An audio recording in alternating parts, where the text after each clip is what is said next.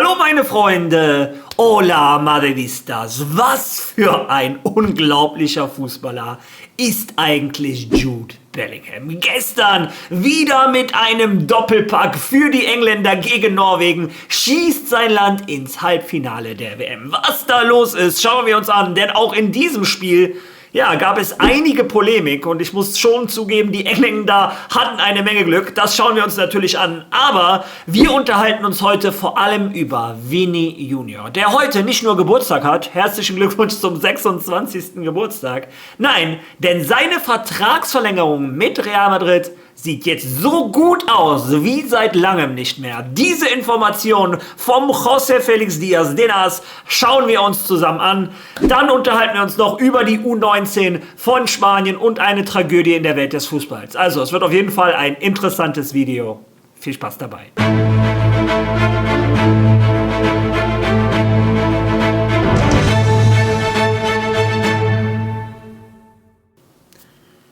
Ja, fangen wir zunächst einmal mit einem ganz traurigen Thema an. Und ich weiß, sobald ich hier irgendein Thema anspreche, gibt es immer hunderte Kommentare. Also so viele nicht, es wäre schön, wenn ich so groß wäre. Nein, aber immer sehr viele Kommentare, die mir vorwerfen, warum redest du darüber, warum redest du nicht darüber.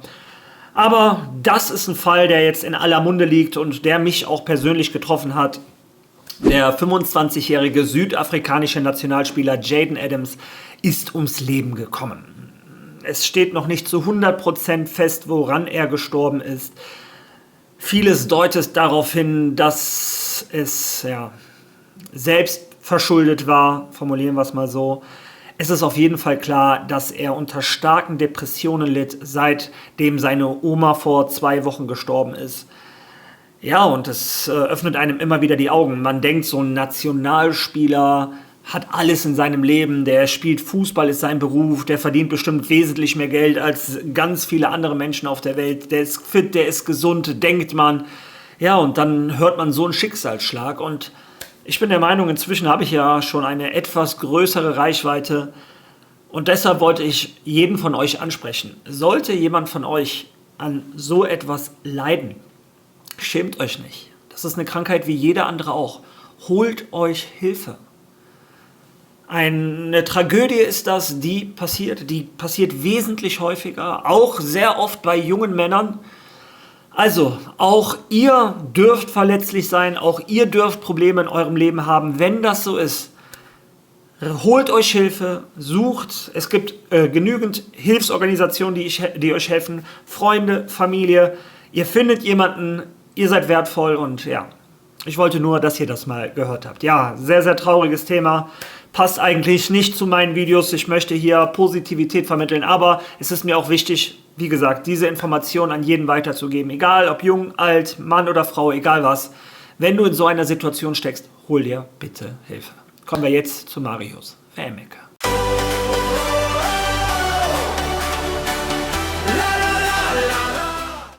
Ja, und was soll ich sagen? Fangen wir da mit natürlich besseren Informationen an, als was da passiert ist. England steht im Halbfinale der WM durch einen Doppelpack von Bellingham. Und in einem Spiel, in dem ich ganz ehrlich sagen muss, England die schwächere Mannschaft war. Ich habe mir dieses Spiel über 120 Minuten angeschaut und ich war begeistert von dem Fußball, den Norwegen angeboten hat, obwohl Erling Haaland gestern gefühlt 10 Ballkontakte hatte. Ich meine, der hat sich aufgerieben im Sturm, der war wirklich wie Zahnschmerzen für die Abwehr von England und er hätte eigentlich das 2-0 machen müssen, aber Sørloth hat nicht auf ihn abgespielt in einer ganz klaren Situation. Sonst glaube ich auch, Norwegen hätte sich fürs Halbfinale qualifiziert. Unglaublich. Ja, und danach hatte England Glück. Es gibt wieder eine Situation, die ich im Jahr 2026 nicht verstehe. Und zwar das 1:1 von England soll danach gekommen sein, dass der Ball, der Abstoß vom Torwart vom Norweger, Nyland heißt er, glaube ich, oben so eine Spider-Cam oder so ein Faden der Spider-Cam berührt haben soll. Und ich muss zugeben, es sieht schon sehr seltsam aus. Der Ball droppt gerade oben von der Erde runter. Also das scheint wirklich so, als wenn er da oben irgendein Kabel oder so berührt hätte. Die FIFA sagt, ihr Sensor hat keinen Anschlag, keinen Ausschlag gezeigt. Also, dass es da keine Berührung von irgendeinem Kabel gab. Hingegen hat die BBC in so richtig oldschool 3D-Modell so ein Ding gezeigt, wo man sieht, dass da tatsächlich irgendwas gewackelt hat, etc. Ja, und ich verstehe nicht, wie wir im Jahr 2026 zu Zeiten des VARs so etwas nicht sehen können. Und so etwas kam erst 10, 20 Minuten später raus, dass da eine Ballberührung anscheinend stattgefunden hat. Ja, wie gesagt, die Spieler scheinen das aber auch nicht ganz realisiert zu haben, weil die Spieler haben auf dem Platz erstmal weitergespielt, die Bank hat sich dann beschwert. Ja, seltsam einzuschätzende Situation. Ich persönlich habe das Gefühl, dass da eine Berührung vorlag, sonst wäre der Ball nicht so gerade runtergekommen. Ja, aber eine andere Szene, die für mich genauso skandalös ist. Norwegen macht das 2:1, 50. Minute und das Tor wird aberkannt, weil Haaland, bevor die Ecke geschossen wurde, jemanden geschubst haben soll, diesen Elliott. Meine Güte, das war ja fast gar nichts. Der Elliott schmeißt sich nach hinten, als wenn Haaland den richtig weggeschubst hätte. Also da hatte England schon sehr, sehr viel Glück. Und ihr wisst, ich bin hier für England gewesen. Weil bei England hat Bellingham gespielt. Also, obwohl ich für England bin, muss ich sagen, also, als Norweger wäre ich stinke sauer. Ja, und England spielt im Halbfinale gegen Argentinien. Und ich bin ganz ehrlich, wenn ihr jetzt hier von mir irgendwas von einem Skandal für Argentinien hören wollt, ich habe das Spiel nicht gesehen. Ich habe ganz vergessen, dass es um 3 Uhr morgens war. Als ich es mitbekommen habe, mein Körper hat nicht mehr mitgemacht. Ich habe es nicht geschafft. Ich habe mir eine Wiederholung angeschaut. Ich habe mir die Szenen angeschaut, etc. Naja, im Endeffekt hat Argentinien wieder gestruggelt. Ich zeige euch mal dieses Bild. Da seht ihr auch, vor der gelb-roten Karte für Embolo hatten die Schweizer das Ding in der Tasche. Die waren die spielbestimmende Mannschaft. Also Argentinien, ich glaube, der Trainer, der macht da den Fehler, den viele Trainer machen. Die Lorbeeren aus der letzten WM wiegen noch sehr viel und einige Spieler, die nicht in Topform sind, spielen trotzdem. Bin ich gespannt, ob die das gegen England sich weiter qualifizieren oder nicht. Ja, zur gelb-roten Karte von Embolo es sind halt immer wieder Zufälle. Wenn du die einzelne Situation siehst, denkst du dir auch, Embolo, wenn du schon gelb hast, warum machst du da so eine Schwalbe? Aber auf der anderen Seite denkst du, ausgerechnet da meint das VAR wegen falscher Identity eingreifen zu müssen und deshalb sieht der Schiri, dass das nicht... Also eine Schwalbe, eine WM für sowas mit Gelb-Rot, eine WM mitzuentscheidung ist für mich einfach... Ja, das ist nicht der Sinn des Fußballs. Naja, ansonsten habe ich gelesen, gehört, dass es wieder ganz viele Entscheidungen gab, die immer zugunsten der gleichen Mannschaft gefallen sind. Aber in diesem Fall kann ich keine Meinung abgeben. Ich habe es tatsächlich nicht gesehen. Wenn ihr das Spiel gesehen habt, lasst eure Meinung dazu gerne in den Kommentaren. Ihr wisst, wie das ist. In den Wiederholungen zeigen die so etwas nicht. Also da konnte ich nicht viel draus nehmen. Aber im Endeffekt, sei wie es sei. Argentinien hat sich qualifiziert und macht quasi das perfekte Halbfinale rund. Auf der einen Seite Frankreich oder Spanien gegen Frankreich. Auf der anderen Seite England gegen Argentinien. Ja, eine von diesen 4 Mannschaften wird unser neuer Weltmeister sein. Ja, wie dem auch sei, das war's mit Marius WM-Ecke. Weiter geht's nämlich erst am Dienstag. Dann mit Spanien gegen Frankreich, Frankreich gegen Spanien. Kommen wir jetzt zu Real Madrid. Ja, und starten wir den Real Madrid-Blog mit schönen Nachrichten für die Nachwuchsabteilung von Real Madrid und von Spanien. Wen ihr da seht, ist Mario Rivas, unter anderem Torschütze gestern im Finale. Daneben Javi Navarro, Daniel Yáñez, Jesus Fortea, Diego Aguado und unten Thiago Pitaric. Alle Spieler sind gestern U19 Europameister geworden nach einem 2:0 über Deutschland im Finale. Und ich muss schon ganz ehrlich sagen, wie stark ist bitte unsere Nachwuchsabteilung und die U19 von Spanien? Ich war gestern auf einem Geburtstag, konnte das Spiel also nicht schauen und als ich in der 30. Minute nachschauen wollte, wie es steht, habe ich die Quoten gesehen und die Quote für Spanien zum Sieg war 1,5 oder so und für Deutschland war bei 7,5 und ich dachte, die Deutschen hätten eine rote Karte oder irgendwas. Nee! Aus dem regulären Spiel heraus war die Quote für Spanien im Finale 1,5 und Deutschland 7,5. Ja, und man muss sagen, diese EM von Spanien war eine Machtdemonstration. Die haben im ersten Spiel 7:0 gegen Wales gewonnen. Im zweiten Spiel 3:0 gegen Dänemark. Dann 4:0 gegen Deutschland. 3:0 gegen Kroatien und im Finale dann wieder 2:0 gegen Deutschland. 19:0 Tore ist Spanien U19 Europameister geworden. Und ich weiß, jede andere Mannschaft hat bestimmt auch noch 18-jährige Jungs, die da reinwerfen könnten. Aber in dieser Generation, da gehört auch noch eigentlich ein Kubasi rein und ein Lamine Yamal. Also die U19 von Spanien ist zurzeit tatsächlich in Europa, wie man sieht, das Maß aller Dinge. Freut mich natürlich speziell für die Jungs von Real Madrid Castilla. Ein Thiago Pitarch hat die richtige Entscheidung getroffen. Er hätte für die U21 spielen können, hat sich aber entschieden, er möchte diese EM noch mit der U19 mitnehmen und hat sich belohnt mit dem Titel. Ja, schön für die spanische Nationalmannschaft, schön für Real Madrid. Ich bin gespannt, wo die Zukunft von diesen Jungen liegt. Vielleicht hat ein José Mourinho ja den einen oder anderen auf der Agenda. Ja, dann kommen wir weiter zu José Mourinho, wen der auf der Agenda hat. Übrigens, für diejenigen, die es interessiert, wer genau unsere Co-Trainer sind, wofür die genau zuständig sind etc., könnt ihr einen Short bei mir auf meinen Kanälen finden. Sowohl hier bei YouTube habe ich den Short gepostet, als auch bei TikTok und Instagram. Dann seht ihr genau, welche die Co-Trainer sind von dem José Mourinho und was genau ihre Aufgabe für Real Madrid ist. Vielleicht interessiert das ja den einen oder anderen. Ja, und ein Spieler, den ein José Mourinho garantiert interessiert, ist unser Geburtstagskind Vini Junior. Herzlichen Glückwunsch zum 26. Geburtstag. Der Brasilianer ist mit Brasilien aus der WM geflogen und seitdem häufen sich die Gerüchte, dass die Verhandlungen zwischen Real Madrid und ihm für einen neuen Vertrag Fahrt aufgenommen haben. Und gestern hat ein José Félix Díaz vom AS diese ganze Situation für uns einmal zusammengefasst. Hören wir uns das zusammen einmal an.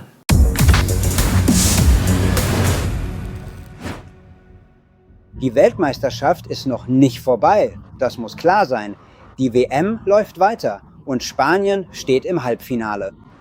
Sie lässt uns mitfiebern, aber das aktuelle Geschehen geht weiter. Die Mannschaft, die hier in Nordamerika nicht mehr dabei ist, ist Brasilien und natürlich auch nicht mehr dabei. Vinícius Junior, einer der Shootingstars zu Beginn in der ersten Phase der WM, der aber leider nach dem Ausscheiden Brasiliens gegen Norwegen auf der Strecke blieb. Warum sprechen wir über Vinícius? Nun, weil sich Real Madrid und Vinícius, Florentino Pérez, José Ángel Sánchez und Vinícius darauf verständigt haben, dass Vinícius vor Beginn der Saisonvorbereitung, also etwa am 28. oder 29. Juli, in Valdebebas vorbeischaut. Oder eben dort, wo sie es möchten. Und ab dann sollen die Grundlagen für das gelegt werden, was sich zu einer echten Seifenoper entwickelt. Aber diese Seifenoper scheint nun ihrem Ende entgegenzugehen. Wie diese Zeitung erfahren konnte, wird dieses Treffen in einer guten Atmosphäre stattfinden. Die etwas negative Stimmung, die es in den ersten Tagen der Weltmeisterschaft gab, hat Platz gemacht für Optimismus. Dieser Optimismus? Warum? Warum gab es das ganze Jahr über diese Höhen und Tiefen? Nun, das war das, was man uns vermittelt hat. Also jetzt in diesem letzten Gespräch, das sie geführt haben, bevor die Berufungen begannen. Vinícius hat dem Verein erneut bekräftigt, dass er bei Real Madrid bleiben möchte. Und Real Madrid hat dem Brasilianer natürlich die Tür für eine weitere Zusammenarbeit geöffnet. Einer der Stars der Weltmeisterschaft und einer der Weltstars, der sich offensichtlich wieder einmal nur einen Schritt davon entfernt hat, erneut unter die Top 3 zu kommen, also zu denen, die Anspruch auf den Ballon d'Or erheben können, was letztlich von der Weltmeisterschaft abhängt. Davon, was hier am Ende der WM passiert, am 19. in New York. Aber Vinícius ist bereit dazu und Real Madrid ist ebenfalls bereit für eine Einigung. Real Madrid gibt die Strategie vor. Das gilt klar und deutlich, sowohl für Vinícius als auch für jeden anderen Spieler. Also gut. Alles deutet darauf hin, dass nach dem Kapitel der Vertragsverlängerungen, das Tchouaméni eingeleitet hat, Vinícius der Nächste oder einer der Nächsten sein könnte. Was vorher sehr kompliziert schien, nun, ja, die letzten Nachrichten, die zwischen beiden Parteien ausgetauscht wurden, und zwar von beiden Seiten, nicht nur vom Spieler, deuten auf die Nähe einer Einigung hin und darauf, dass Vinícius möglicherweise die Saisonvorbereitung beginnen kann. Irgendwann in den ersten Augusttagen oder sogar schon Ende Juli mit der Unterzeichnung eines neuen Vertrags. So ist das eben. Es geht auf und ab. Wir können nichts anderes tun. Mehr als zu berichten, was passiert, können wir nicht tun. Und genau das ist mit Vinícius in seinem letzten Jahr passiert. Real Madrid wird seine Gehaltsstrategie beibehalten und nichts wird daran etwas ändern. Aber gut, Vinícius ist bereit dazu und Madrid auch. Also, wenn sich nichts ändert, startet Vinícius mit einem neuen Vertrag in die Saison. Ja, diese Saga, die sich ja, weiß Gott, jetzt inzwischen schon 1,5 Jahre zieht, scheint endlich ihrem Ende entgegenzukommen. Und hoffentlich mit einem Happy End für Real Madrid und für Vini Junior, denn beide Parteien wollen weiter zusammenarbeiten. Ihr habt es auch selber gehört, es sah sehr lange sehr, sehr schlecht aus. Dann sieht es jetzt im Endeffekt sehr gut aus. Ein Florentino Perez hat diese Verhandlungen selber in die Hand genommen. Aber Real Madrid ist auch strikt geblieben und das ist richtig so. Ein Real Madrid kann nicht den Anforderungen von den Agenten von einem Vini Junior nachkommen, weil ich habe es euch schon oftmals erklärt, sonst passiert uns irgendwann das Drama, was dem FC Barcelona rund um die ständigen Gehaltserhöhungen von Lionel Messi passiert ist. Das Ganze zieht ja einen Rattenschwanz hinter sich her. Wenn du dann als Lionel Messi 100 Millionen im Jahr verdient hast, hat Luis Suarez gesagt, dann möchte ich zumindest 50 verdienen. Neymar, dann möchte ich auch 70 verdienen. Dann kam Piqué, Jordi Alba, Busquets, Iniesta, Xavi, die wollten natürlich dann auch sehr, sehr viel verdienen, wenn dann einer so viel verdient. Und das kann eine Mannschaft sich finanziell nicht leisten, es sei denn, du heißt Paris oder City und hast irgendwelche Ölgelder, die dir nicht ausgehen. Aber Real Madrid muss nun mal auf die Gesundheit der Institution Real Madrid achten. Und das haben sie bei Vini Junior klar gemacht. Inzwischen gibt es auch die ersten Informationen, aber auch da gibt es noch keine Quelle, die ich nennen kann. Deshalb sind das nur Gerüchte aus normalerweise gut vernetzten Quellen, die sagen, ein Vini Junior hat seiner eigenen Agentur Roc Nation mit der Kündigung gedroht, wenn die sich nicht endlich annähern an Real Madrid. Denn so wie es jetzt inzwischen heißt, ist Roc Nation die treibende Kraft gewesen dahinter, damit er dieses Gehalt bekommt, was ein Mbappé bekommt. Und Vini Junior hat denen klar gemacht, Leute, ich möchte nicht nächste Saison bei Arsenal, Liverpool, irgendeiner anderen Mannschaft spielen. Mein Traum ist es, bei Real Madrid zur Legende zu werden. Und wenn wir Real Madrid dann entgegenkommen müssen, dann ist das halt so. Ja, das sind die Informationen, die zurzeit in Spanien so kursieren. Da ist noch keiner, der seine Unterschrift unter diesen Artikel gibt. Aber das soll wohl passiert sein und das ist einer der Gründe, warum diese Annäherung erfolgt. Also es ist nicht so, dass Real Madrid stark nachgelassen hat und gesagt hat, okay, wir zahlen dir das, was Mbappé zahlt. Nein, es scheint so, als wenn aus dem Camp Vini Junior eine starke Annäherung an Real Madrid passiert ist. Ja, und ganz im Endeffekt, über dieses Thema haben wir schon einige Male geredet. Ich sehe einen Vini Junior auch irgendwie gar nicht bei einer anderen Mannschaft. Ich kann ihn mir irgendwie nicht im Trikot von Paris vorstellen, von Manchester City, von anderen Mannschaften. Passt irgendwie nicht. Und im Endeffekt hat er ja auch bei der WM gezeigt, was das für ein toller Fußballer ist. Und jetzt sind wir wieder bei dem gleichen Thema. Jude Bellingham hat gestern wieder gezeigt, was für ein überragender Fußballer ist. Ein Mbappé zeigt das bei jedem Spiel bei der WM. Ein Vini hat das gezeigt mit Brasilien und jetzt ist es die Aufgabe von José Mourinho, diese Individualisten zu einer Mannschaft zu einen, damit Real Madrid endlich wieder die Titel holt, die wir Fans so händeringend wollen. Ja, wie gesagt, ich bin gespannt, was sagt ihr zu der Vertragsverlängerung von Vini Junior? Lasst eure Meinung bitte in den Kommentaren. Einige von euch waren da sehr kritisch in letzter Zeit. Was sagt ihr zur Leistung von unseren Jungs für die U19 von Spanien? Lasst eure Meinung gerne in den Kommentaren. Seid so nett, liked dieses Video, hype dieses Video. Wer noch nicht auf Follow geklickt hast, du schaffst es nicht mehr unter die ersten 31.000. Also danke an jeden Einzelnen von euch. Drückt trotzdem drauf. Und wir sehen uns morgen wieder. Also, bis dahin. ¡A la Madrid!